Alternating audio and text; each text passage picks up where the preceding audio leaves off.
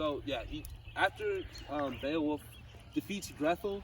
Grethel's mother is pretty mad that he killed her son. So he has to go defeat the mother. After he does, he goes back to his kingdom, and he reigns there for like I think it's like 50 years or something. He's like an old man now, he discovers that one of his villages has been like pillaged by a dragon, and so scene.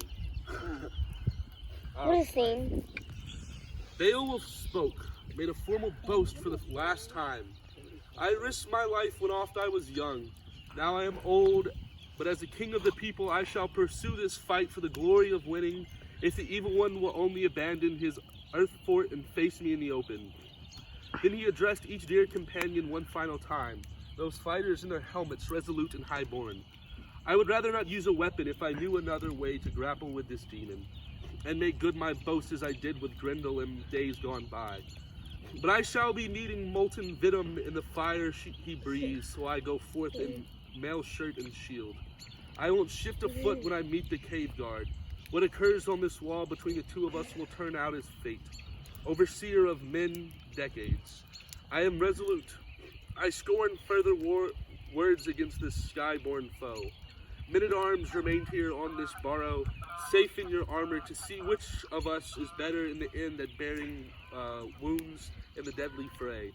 This fight is not yours, nor is it up to any man except me to measure his strength against the monster or to prove his worth. I shall win the gold by my courage, or else mortal combat doom of battle will bear your lord away. Then he threw himself up beside his shield. The fabled warrior in his war shirt and helmet trusted in his own strength entirely and went under the crag. No cowardly path. Hard by the rock faced it, hail veteran, a good man who had gone repeatedly into combat and danger and come through, saw a stone arch and gushing stream that burst from the barrow, blazing and wafting at deadly heat.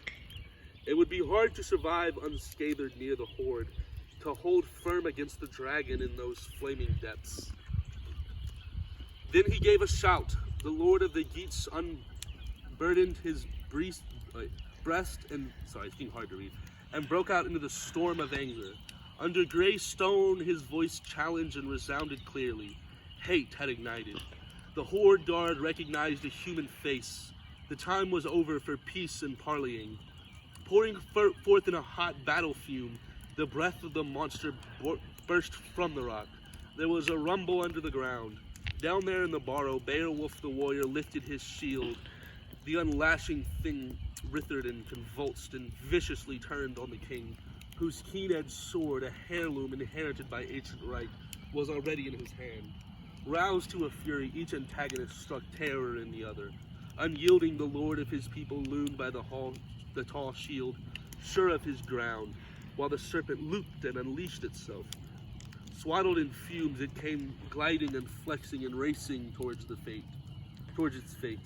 Yet his shield had defended the renowned leader's life and limb for a shorter time than he meant to.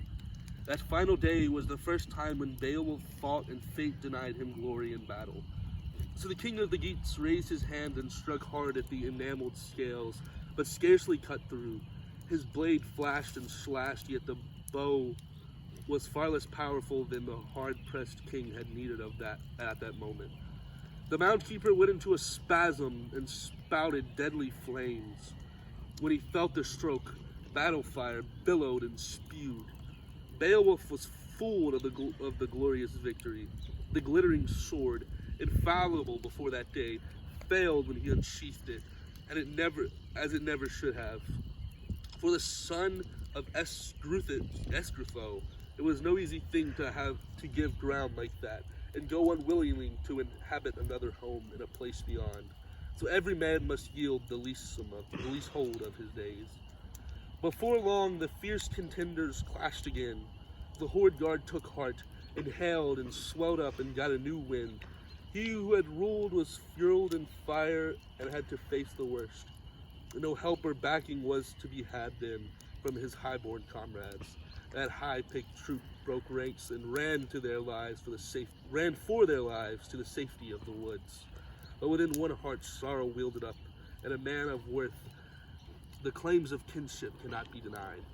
His name was Wiglaf, the son of Woestance, a well-regarded Shilething warrior related to Alfir. When he saw his lord tormented by the heat of his scathing helmet, he remembered the bountiful gifts bestowed on him, how well he lived among the Wagamundings, the freehold he inherited from his father before him. He could not hold back. One hand brandished the yellow timbering shield, the other drew his sword, an ancient blade that was said to have belonged to Aemond, the son of Othir, the one Woestan had slain when he was an exile without friends. He carried the arms to the victim's kinfolk, the banished helmet, the webbed chainmail, and that relic of the giants. But O'Neill returned the weapon to him, regarded Woestan the Eadmund's war gear. He ignored the blood fiend, the fact that Eadmund was his brother's son. Wastoff kept that war gear for his lifetime, the sword and the mail shirt, until it was the son's turn to follow his father and perform his part. Then in old age, at the end of his day, along with Weathergeats, he bequeathed to Wiglaf innumerable weapons. And now the use was to enter the line of battle with his lord, the first time to be tested as a fighter. His spirit did not break, and the ancestral blade would keep its edge as the dragon discovered it soon that they had come together in the combat. Sad at heart, addressing his companions, Wiglaf spoke wise and fluent words. I remember that time when mead was flowing, how we pledged loyalty to our lord in the hall, promised our ring giver we would be worth our praise, and make the gift of the war gear, those swords and helmets, as and when he needed require it. He picked us out from the army deliberately, honored us, and judged us fit for this action, made me those lavish gifts and all because he considered us to be the best of his arms-bearing thanes. And now, although he wanted this challenge to be one he'd face by himself alone, the shepherd of our land, a man unequaled in the quest for glory and a name for daring, now the day has come when this Lord we serve needs sound men to give him their support. Let us go to him, help our leader through the hot flame and dread of the fire. As God is my witness, I would rather my body were robbed in this same burning blaze as my gold giver's body than to go back home bearing arms. This is unthinkable, unless we must first slay the foe and defend the life of the prince of the Weathergeats. I well know the things he has done for us deserve better. Should he alone be left exposed to fail in this battle? We must bound together shield and helmet, mail shirt and sword. Then he wetted the dangerous reek and went under arms to his lord, saying only, Go on, dear Beowulf. Do everything you said you would when you were still young, and vowed you would never let your name and fame be dimmed while you lived. Your deeds are famous, you stay resolute. My lord, defend your life now with the whole of your strength. I shall stand by you. After those words, a wilderness rose in the dragon again and drove it to attack, heaving up fire, hunting for enemies and humans it loathed. Flames lapped the shield, charred it to the boss, and the body armor of the young warrior was useless to him. But Wiglaf did well under the wide rim. Beowulf's sword with him, once his own, had shattered into sparks and ashes. Inspired again by the thoughts of glory, the war king threw his whole strength behind a sword stroke and connected with his skull. The nailing snapped. Beowulf's ancient iron-gray sword let him down in the fight. It was never his fortune to be helped in combat by the cutting edge of weapons made of iron. He had wielded a sword no matter how bloodied and hard-edged the blade. His hand was too strong. The stroke he dealt, I have heard, would ruin it. He would reap no advantage.